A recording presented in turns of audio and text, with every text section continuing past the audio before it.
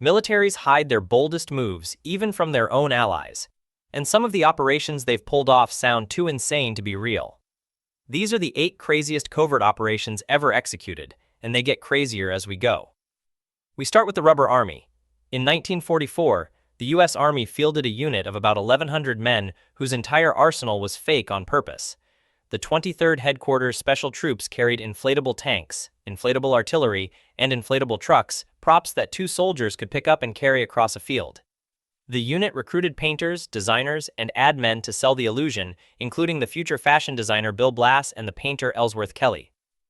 Their sound trucks blasted recordings of phantom convoys that carried for miles, and their radio operators sent fake traffic in the style of real divisions. So German intelligence kept finding entire armies that didn't exist. They staged more than 20 of these deceptions across France, Belgium, Luxembourg, and Germany. The Army's own estimate says the trick saved somewhere between 15 and 30,000 American lives. Then everyone involved was ordered never to speak of it, and the whole thing stayed classified for 50 years. The survivors finally received the Congressional Gold Medal in March of 2024, when only a handful of them were still alive. Next comes the corpse courier. In 1943, the Allies were preparing to invade Sicily, and every map in Europe made that obvious. So British intelligence decided to hand Hitler better information from a courier nobody could interrogate. 2 officers, Ewan Montagu and Charles Cholmondeley, took the body of a homeless Welshman named Glyndwr Michael, dressed him as a Royal Marines officer called Major William Martin, and built him an entire life, love letters, a photo of a fiancée named Pam, even theater ticket stubs. Chained to his coat was a briefcase of official letters revealing that the real targets were Greece and Sardinia, with Sicily as the bluff. The submarine HMS Seraph slipped the body into the sea off Huelva in Spain, where a fisherman found it on April 30, 1943. Spanish authorities let German intelligence copy everything, and decrypted German messages soon confirmed the hook was in, with reinforcements moving toward Greece and Sardinia.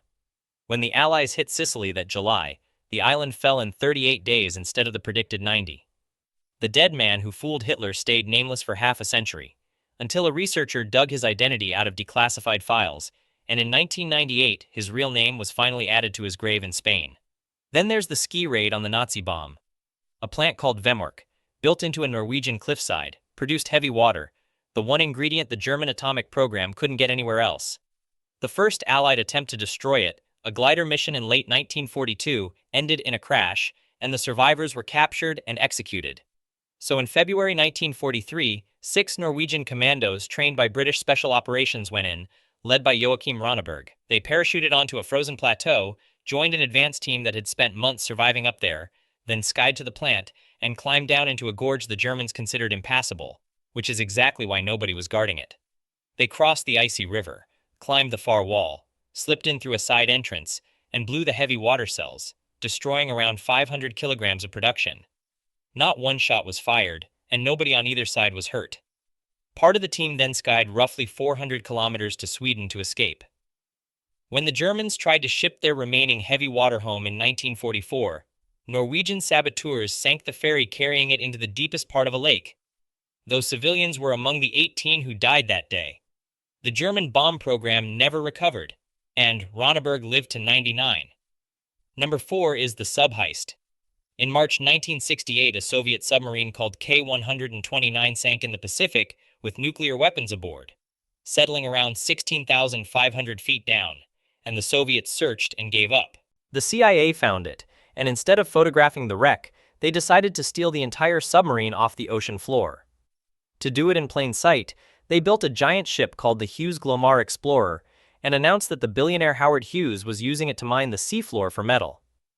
In the summer of 1974, the ship parked over the wreck and lowered a colossal claw 3 miles down, gripped the hull, and started hauling it up. Partway to the surface, the claw failed, and 2/3 of the section broke away and fell back, reportedly taking the code room and the missiles with it. The forward section made it up, holding 2 nuclear torpedoes, cryptographic machines, and the bodies of 6 Soviet sailors, who the crew buried at sea with full military honors on film. The project cost about $800 million, around $4 billion in today's money. When the press exposed it, the CIA answered that it could neither confirm nor deny the story, and that exact phrase, the Glomar response, is still the official non-answer agencies use today. At number 5, the airline crew that wasn't. Adolf Eichmann, one of the chief organizers of the Holocaust, vanished after the war and reached Argentina in 1950 on false church-issued papers. By the late 50s, he was a Mercedes-Benz factory foreman called Ricardo Clement, living on Garibaldi Street in Buenos Aires. The tip that found him came from Lothar Hermann, a German Jewish refugee whose daughter knew Eichmann's son. On May 11, 1960, a Mossad team grabbed Eichmann as he walked home from the bus and held him in a safe house for 9 days while they confirmed who he was. Then came the part that sounds invented. They sedated him, dressed him in an El Al airline uniform, and walked him through the airport as a crew member who'd been in an accident, straight onto a flight to Israel on May 20th. He stood trial in Jerusalem in 1961, and in 1962 he was executed, the only death sentence Israel has ever carried out. Number 6 is the fake movie. When the U.S. Embassy in Tehran fell in November 1979, 6 American diplomats slipped out before the building was taken and ended up hiding in the homes of 2 Canadian diplomats. There was no quiet way to sneak them out of Iran, so the CIA built a loud one, a way to walk them out the front door. An exfiltration specialist named Tony Mendez set up a fake Hollywood studio called Studio 6 Productions on an old Columbia lot, invented a fake science fiction movie called Argo, and bought real ads for it in Variety and The Hollywood Reporter. In late January 1980, Mendez and a second officer flew into Tehran, turned the 6 diplomats into a Canadian film crew scouting exotic locations, and walked the whole group through Mehrabat Airport onto a Swissair flight to Zurich, and nobody stopped them. Canada took the public credit for 17 years, and the CIA's role stayed classified until 1997. Number 7 is the 1-hour raid. In June 1976, hijackers diverted Air France Flight 139 to Entebbe Airport in Uganda, where the dictator Idi Amin sided with them, so 106 hostages sat guarded by the hijackers and the Ugandan army together, 2,500 miles from Israel. A rescue should have been impossible. On the night of July 3rd, 4 Israeli C-130 transport planes flew over 4,000 kilometers, low to stay under radar, and landed at Entebbe in the dark. Out of the lead plane rolled a black Mercedes flanked by Land Rovers, dressed up as Idi Amin's personal motorcade, and around 100 commandos drove toward the terminal as if they belonged there. The assault force killed all the hijackers, and 102 of the 106 hostages came home. 3 died in the crossfire, and 1 elderly hostage, Dora Bloch, who'd been taken to a hospital in Kampala, was murdered there afterward. The raiders also destroyed 11 Ugandan fighter jets, so nobody could chase them, and the whole operation on the ground took under an hour. The only Israeli soldier killed was the assault commander, Yonatan Netanyahu, the older brother of Benjamin Netanyahu, and the mission was renamed in his honor. And finally, the exploding pagers. In February 2024, Hezbollah's leader told his members to get rid of their smartphones, warning that Israel could track them, so the group went low-tech and ordered about 5,000 pagers. What they didn't know was that Israeli intelligence was on the other end of the purchase. The pagers carried a real Taiwanese brand, Gold Apollo, but reporting traced their production to a company in Budapest called BAXI Consulting, described along with 2 other shell companies as a Mossad front network, and each pager had 3 grams of explosive built into the battery, hidden so well it would pass an airport security check. The devices worked normally for months. Then, on September 17, 2024, pagers across Lebanon lit up with an alert that said you have an important message, and reading it required pressing 2 buttons with both hands, which pulled the device close, and then thousands of them detonated at the same instant.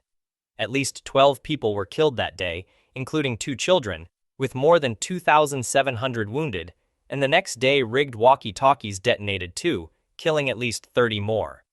In total, 42 people died and roughly 3,500 were wounded. Israel said nothing for weeks, until Netanyahu confirmed that November that he'd personally approved the operation, and reporting puts the planning behind it at around 10 years. Every operation on this list was designed to stay secret forever, which means the craziest ones are probably the ones we still don't know about. Tell us in the comments which of these you'd never have believed, and subscribe, because there are more stories that weren't supposed to surface.